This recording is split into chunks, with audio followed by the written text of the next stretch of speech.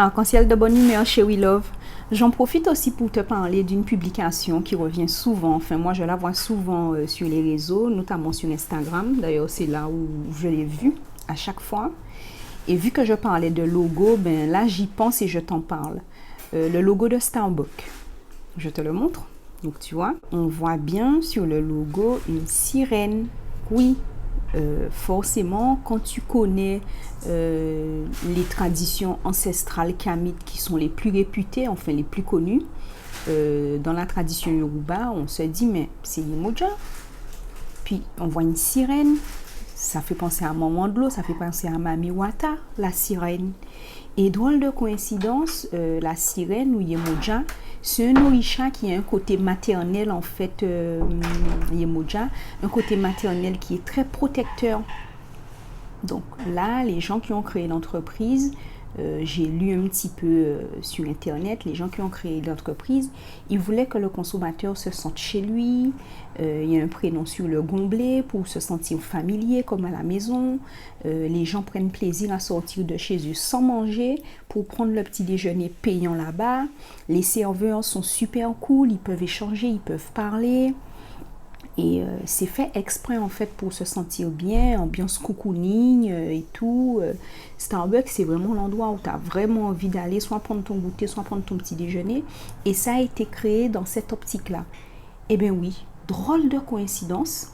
C'est un petit peu le côté protecteur de la sirène, le côté protecteur de Yemoja, le côté protecteur de Mami Wata, un côté maternel, protecteur, chaleureux, où on se sent bien, où on se sent à l'aise. Eh bien voilà. Comme par hasard, eux, ils ont choisi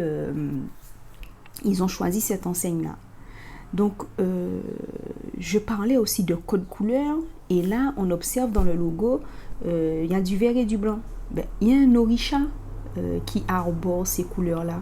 Parmi les 7 orishas primordiaux, parce que bon, il y en a plus de 300 des orishas. Ils sont super nombreux. Mais parmi les orishas primordiaux, moi, ça me fait penser à la couleur de Ogun. Et Ogun, c'est bien l'orisha pour le combat. C'est aussi celui qui nous protège pendant nos transports, pendant nos trajets, tout ça, peu importe le moyen de transport qu'on utilise. Mais Ogun apporte aussi la prospérité. Donc, quand je parle de prospérité avec le vert et le blanc, tu comprends. Tu comprends aussi pourquoi cette couleur-là, elle symbolise l'abondance en Occident. Enfin, l'Occident n'a rien inventé. Ils ont repris nos trucs, masterisés à leur manière, et puis voilà. Donc, tu vois, quand je te dis que nos codes couleurs, les codes de nos forces de la nature sont utilisés, l'air de rien, l'étranger, il utilise nos affaires pour travailler dans l'invisible. Et comme ça, le meilleur se manifeste pour lui dans le visible. Donc, nous aussi, on y va, on se lance. On doit cesser d'avoir peur. On sait déjà que c'est comme ça que ça fonctionne, le subliminal. On fait des choses et à force, ça s'imprègne et ça nous permet d'avancer et d'évoluer chez We Love.